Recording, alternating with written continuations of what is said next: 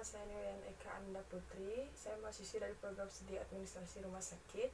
Di sini saya akan mempresentasikan materi sarana prasarana dan peralatan rumah sakit, yaitu persyaratan teknis bangunan rumah sakit. Di sini saya akan menjelaskan beberapa poin, yaitu salah satunya yang pertama ada pengertian, yang kedua ada persyaratan arsitektur, yang ketiga ada hubungan antar ruang, dan yang keempat ada komponen dan bahan bangunan. Dan yang terakhir ada persyaratan teknis struktur bangunan. Saya akan menjelaskan poin pertama, yaitu ada pengertian. Dalam pengertian ini saya akan menjelaskan mengenai sarana atau bangunan, yaitu wujud fisik asli pekerjaan konstruksi yang menyatu dengan tempat dan kedudukannya, sebagian atau seluruhnya yang berada di atas tanah ataupun di bawah tanah, yang berfungsi sebagai tempat untuk manusia melakukan kegiatannya, baik untuk hunian, baik untuk melakukan kegiatan sosial, budaya, maupun kegiatan khusus. Jadi yang kedua ada prasarana. Prasarana itu yaitu benda maupun jaringan atau instalasi yang membuat suatu sarana yang ada bisa berfungsi sesuai dengan tujuan yang akan diterapkan. Yang ketiga yaitu ada ruang perawatan intensif, yaitu fasilitas untuk merawat pasien yang dalam keadaan kondisi yang belum stabil pada saat pasien melakukan operasi berat ataupun belum melakukan operasi berat, karena memerlukan ruangan secara khusus agar lebih mudah untuk dipantau. Selanjutnya yang keempat ada bangunan instalasi. Bangunan instalasi itu yaitu gabungan kumpulan dari ruang-ruang atau kamar-kamar di unit rumah sakit yang saling hubungan dan terkait satu sama lain dalam rangka pencapaian tujuan pelayanan kesehatan yang lebih baik. Selanjutnya di poin yang kedua ada persyaratan arsitektur. Nah, di perawatan arsitektur ini ada namanya kebutuhan ruang. Dalam kebutuhan ruang ini dibagi menjadi dua, yaitu ruang administrasi dan ruang untuk tempat tidur pasien atau kamar inap. Nah, yang pertama ini ruang administrasi yang berfungsi untuk ruang untuk menyelenggarakan kegiatan administrasi, khususnya untuk pendaftaran atau rekam medik internal pasien di ruang perawatan intensif.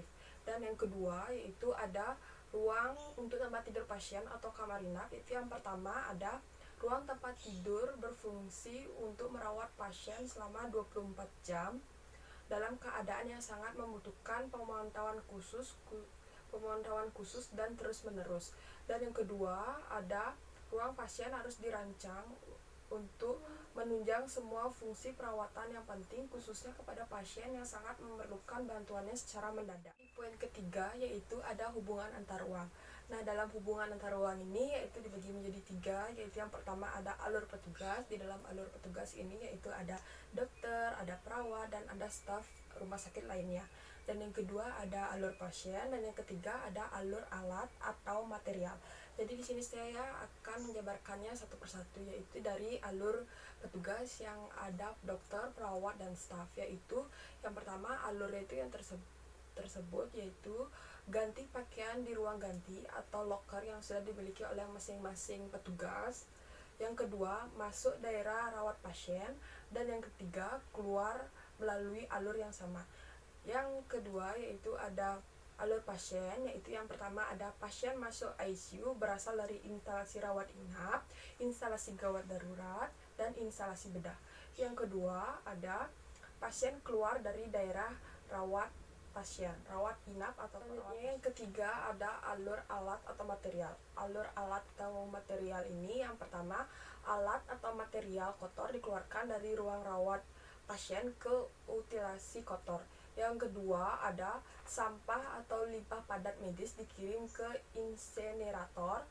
Sampah atau limbah padat non medis domestik dibuang ke tempat pembuangan sementara atau yang bisa kita singkat dengan TPS rumah sakit. Dan yang terakhir linen kotor dikirim ke tempat pencucian dalam masing-masing rumah sakit. Keempat yaitu ada komponen dan bahan bangunan. Jadi di komponen dan bahan bangunan ini dibagi menjadi dua, yaitu ada komponen penutup lantai dan komponen dinding.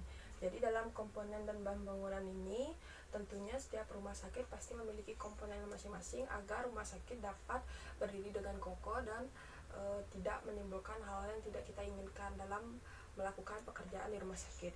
Jadi di sini yang pertama yaitu ada komponen penutup lantai.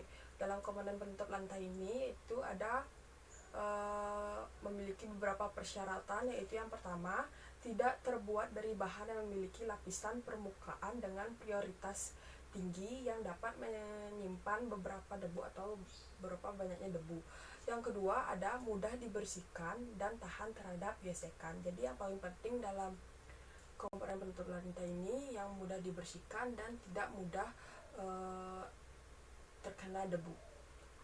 Selanjutnya yang kedua ada komponen dinding. Jadi dalam komponen dinding ini memiliki beberapa persyaratan yang harus dimiliki beberapa rumah sakit atau seluruh rumah sakit yang ada di Indonesia, yaitu yang pertama dinding harus mudah dibersihkan, tahan cuaca dan tidak mudah berjamuran.